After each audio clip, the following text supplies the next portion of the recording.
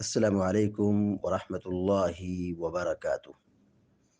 الحمد لله رب العالمين والعاقبة للمتقين، والصلاة والسلام على أشرف الأنبياء والمرسلين نبينا محمد وعلى آله وصحبه أجمعين ومن تبعهم بإحسان إلى يوم الدين، أما بعد.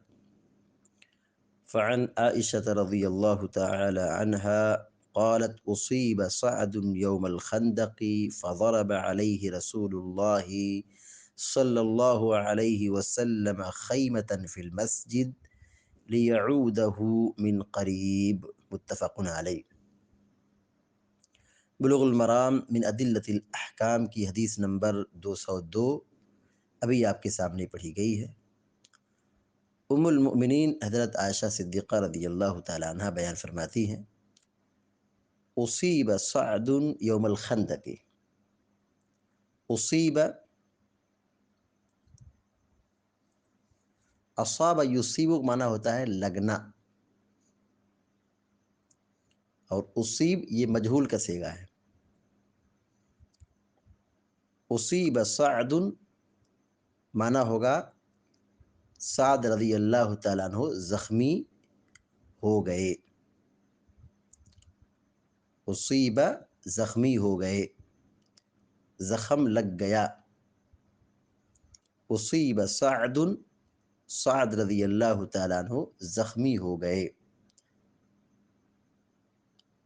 یوم الخندقی، یوم الخندقی، خندق، خندق معنی خندق، یوم الخندقی خندق کے روز۔ یہ خندق کیا ہے؟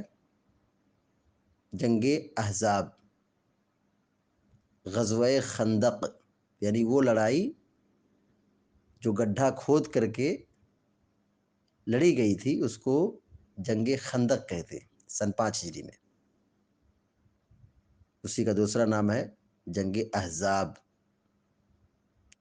اسی کو جنگ خندق کہتے ہیں۔ خا نون دال قاف، یہی حدیث میں استعمال ہوا ہے۔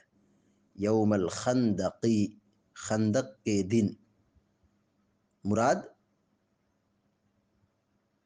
غزوہ خندق، جنگ خندق، اسی کا دوسرا نام ہے جنگ احزاب۔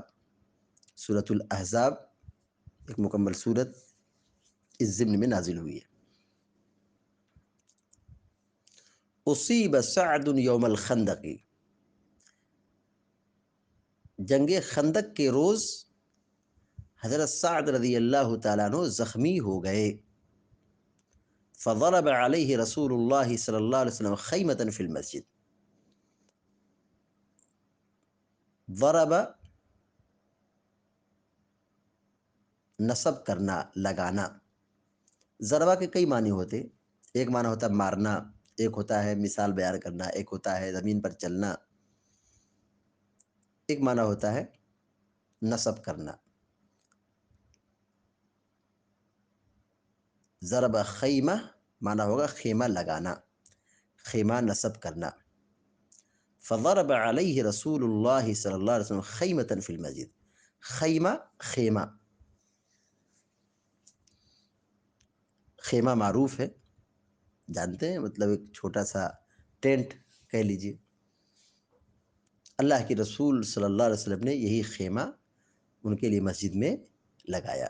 فضرب علیہ رسول اللہ صلی اللہ علیہ وسلم خیمة فی المسجد۔ اللہ کے رسول صلی اللہ علیہ وسلم نے ان کے لیے مسجد میں خیمہ لگوا دیا۔ فضرب علیہ لگا دیا، رسول اللہ اللہ کے رسول صلی اللہ علیہ وسلم نے خیمة خیمہ فی المسجد مسجد میں، مسجد میں ان کے لیے حضرت سعد رضی اللہ تعالیٰ عنہ کے لیے خیمہ لگوا دیا، چھوٹا ٹینٹ لگا دیا۔ مقصد کیا تھا؟ لیعودہ من قریب، لیعودہ من قریب، تاکہ قریب سے ان کی عیادت کر سکیں۔ عاد یعود، عیادت کرنا۔ لیعودہ تاکہ ان کی عیادت کریں۔ عیادت کا کیا مطلب ہے؟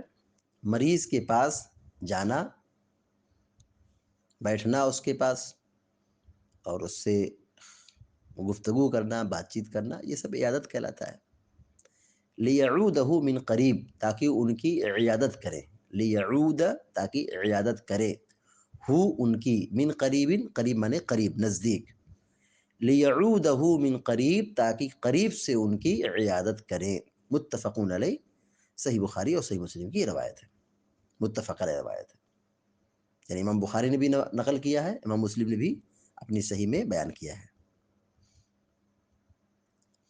حدیث کا ترجمہ پھر سے دیکھیے، وعن عائشہ رضی اللہ تعالی عنہ قالت، حضرت عائشہ صدیقہ رضی اللہ تعالی عنہ بیان فرماتی ہیں، اصیب سعد یوم الخندق، جنگ خندق کے دن حضرت سعد زخمی ہو گئے۔ اصیب سعد، سعد رضی اللہ تعالی عنہ زخمی ہو گئے یوم الخندق، جنگ خندق کے دن۔ فضرب علیہ رسول اللہ صلی اللہ علیہ وسلم خیمۃ فی المسجد، تو اللہ کے رسول صلی اللہ علیہ وسلم نے ان کے لیے مسجد میں خیمہ لگوایا، لیعودہ من قریب تاکہ قریب سے ان کی عیادت کریں۔ باب چل رہا ہے مسجد کا بیان، باب چل رہا ہے مسجد کا بیان۔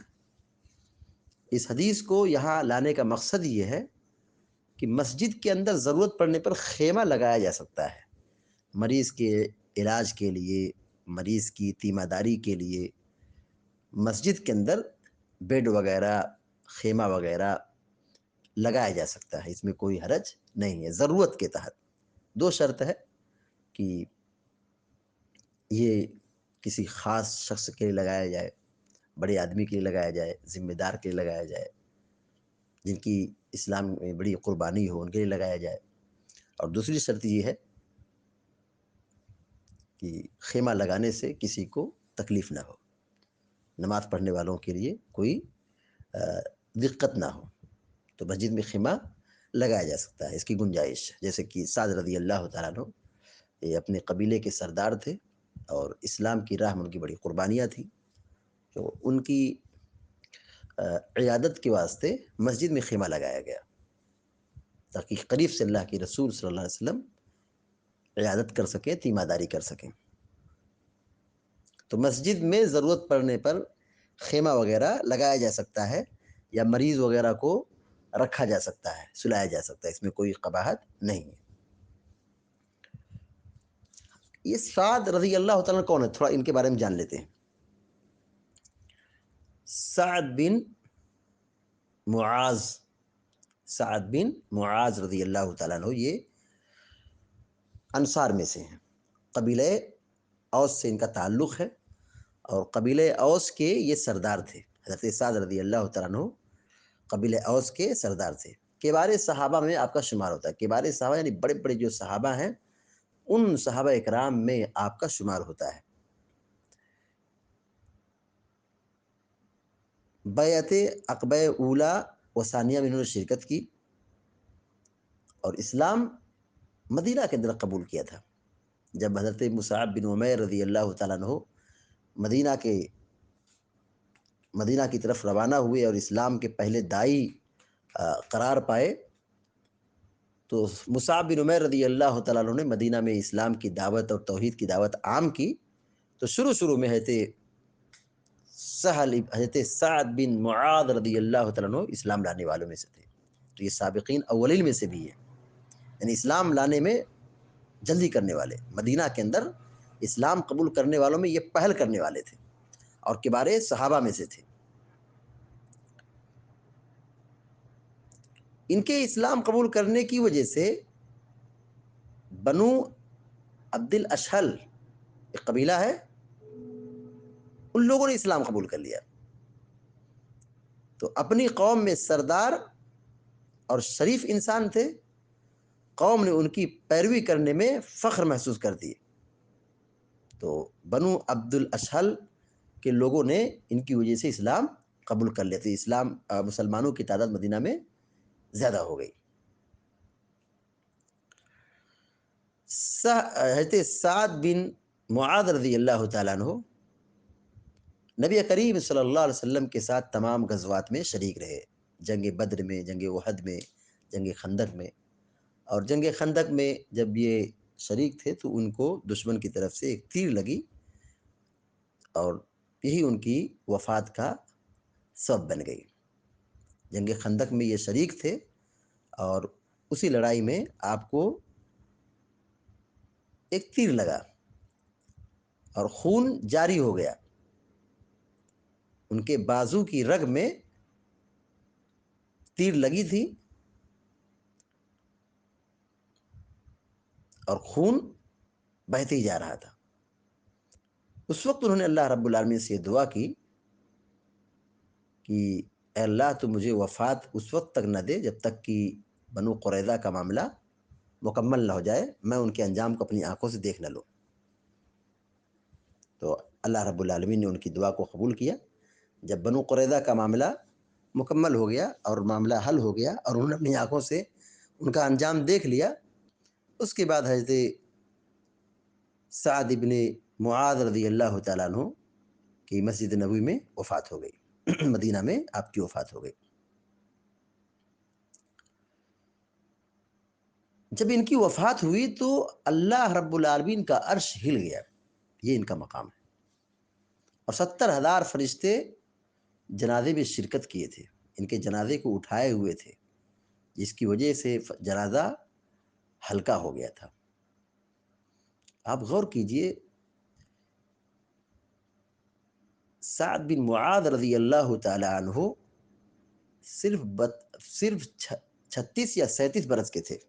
36 یا 37 برس کے تھے. 6 سال اسلام کی حالت میں انہوں نے زندگی گزاری ہے. 6 سال کچھ مہینے. مگر ان کا مقام دیکھیے، ان کا درجہ دیکھیے، کیا ان کی قربانی ہے، کیا ان کا ایمان ہے، کیا ان کا اخلاص ہے. ان کے ایمان کی مضبوطی کا کیا کہنا، اور اخلاص اور دین کے لیے قربانی دینے کا جذبہ کیا ہے کہ ان کی وفات ہو رہی ہے اور اللہ رب العالمین کا عرش ہل جا رہا ہے. اللہ اکبر. سن 5 ہجری میں جنگ خندق کے بعد بنو قریظہ کی لڑائی جب مکمل انجام تک پہنچی اور بنو قریظہ کا معاملہ حل ہوا اور ان کے جو جوان تھے ان کو قتل کیا گیا، جو بچے اور عورتیں تھیں ان کو غلام اور لوڈی بنایا گیا. جب یہ معاملہ حل ہو گیا تب حضرت سعد بن معاذ رضی اللہ تعالیٰ عنہ کی وفات ہوئی.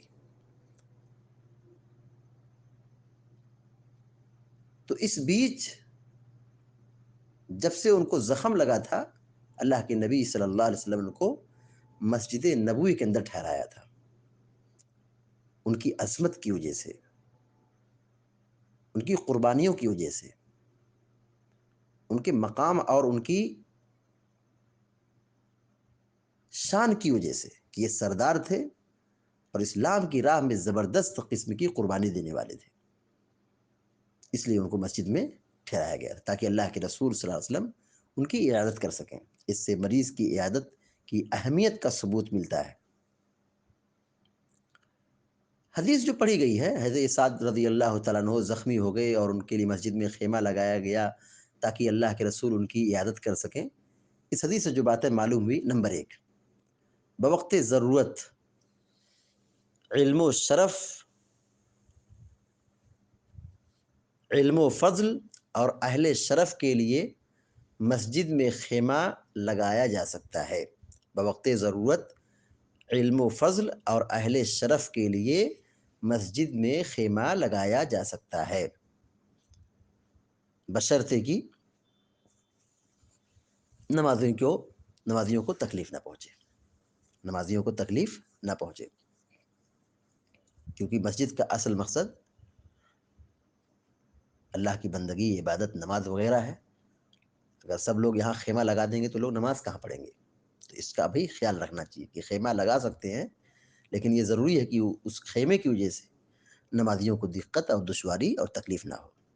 دوسری بات یہ معلوم ہے کہ سعد بن معاذ رضی اللہ تعالیٰ عنہ کی فضیلت کا علم کیا ہے. یہ سعد کون ہے؟ یہ سعد اللہ کے رسول نے ان کے لیے مسجد میں خیمہ لگوایا ہے۔ اس سے حضرت سعد رضی اللہ تعالیٰ عنہ کی فضیلت کا پتہ چلتا ہے۔ تیسری بات یہ معلوم ہوئی کہ رسول اللہ صلی اللہ علیہ وسلم کے اعلیٰ اخلاق کا ثبوت کہ اللہ کے رسول صلی اللہ علیہ وسلم نبی ہیں، رسول ہیں، آپ کا مقام بہت اونچا ہے، آپ اس دنیا میں تھے لیکن اللہ نے آپ کو کہاں پہنچایا ہے؟ آپ کو معراج تک پہنچایا ہے، وہاں آپ نے جنت اور جہنم کا نظارہ کیا ہے۔ اسراء اور معراج کی خصوصیات آپ کو حاصل ہے، لیکن اللہ کے رسول صلی اللہ علیہ وسلم کا تواضع دیکھیے، آپ کا اخلاق دیکھیے کہ آپ مریض کی عادت کے لیے جاتے، مریض کے پاس بیٹھتے، سعد رضی اللہ تعالیٰ عنہ کے لیے خیمہ لگواتے۔ یہ رسول صلی اللہ علیہ وسلم کا اعلیٰ ترین اخلاق ہے۔ چوتھی بات یہ معلوم ہوئی کہ مریض کی عیادت کرنا چاہیے، مریض کے پاس جانا چاہیے، مریض کی عیادت کرنا چاہیے، اور مریض کے پاس، مریض کے قریب عیادت کی جاتی ہے۔ جو آدمی چلتا پھرتا بیمار ہے اس کی عادت نہیں کی جاتی ہے، تو چل رہا ہے، پھر رہا ہے۔ جو آدمی واقعی معنوں میں بیمار ہے اور بستر پکڑ لیا ہے، بستر پر ہے، گھر میں ہے، چلتا پھرتا نہیں ہے، تو اس کے گھر جانا چاہیے اور مریض کے پاس بیٹھ کر کے اچھی گفتگو کرنا چاہیے اور اس کے حق میں شفا یابی کی دعا کرنا چاہیے۔ تو اللہ کے رسول صلی اللہ علیہ وسلم نے حضرت سعد بن معاذ رضی اللہ تعالیٰ عنہ کی عیادت کے لیے مسجد میں خیمہ لگایا۔ تو اس سے یہ معلوم ہوتا ہے کہ مریض کی عیادت کرنا چاہیے، اور یہ مسلمان کا بنیادی حق ہے۔ مسلمانوں کے آپس میں کچھ حقوق ہیں، ان میں سے ایک حق مریض کی عیادت کرنا ہے۔ پانچویں بات یہ معلوم ہوئی کہ مسجد میں سو سکتے ہیں، مسجد میں سو سکتے ہیں، مسجد اللہ کا گھر ہے، مسجد میں سو بھی سکتے ہیں، آرام بھی کر سکتے ہیں۔ چھٹی بات یہ معلوم ہوئی کہ مجاہدین کی تعظیم و تکریم کرنا چاہیے۔ سعد بن معاذ رضی اللہ تعالیٰ عنہ کو خیمہ کیوں لگایا؟ یہ اللہ کے راستے میں تھے، جہاد کر رہے تھے، مجاہد تھے، اور ان کو جہاد میں زخم لگا تھا، جنگ خندق میں ان کو زخم لگا تھا، ان کے لیے مسجد میں خیمہ لگوایا۔ تو مجاہدوں کا خیال رکھنا چاہیے، جو دین کے لیے قربانی دینے والے ہیں ان کا خیال رکھنا چاہیے۔ ساتویں اور آخری بات یہ معلوم ہے کہ مسجد میں بیمار یا زخمی کی تیمارداری کرنا اور اس کے علاج کا بندوبست کرنا جائز ہے۔ مسجد میں بیمار یا زخمی جو ہے ان کو رکھا جا سکتا ہے تیمارداری کے واسطے، اور ان کے علاج وغیرہ کا انتظام مسجد سے کیا جا سکتا ہے، اس میں کوئی قباحت اور کوئی حرج نہیں ہے۔ اللہ تعالیٰ سے دعا کہ اللہ تعالیٰ ہم سب کو، آپ سب کو نیک عمل کی توفیق عطا فرمائے، آمین یا رب العالمین۔ وصلی اللہ علی نبینا محمد وسلم تسلیما کثیرا۔ السلام علیکم و رحمۃ اللہ وبرکاتہ۔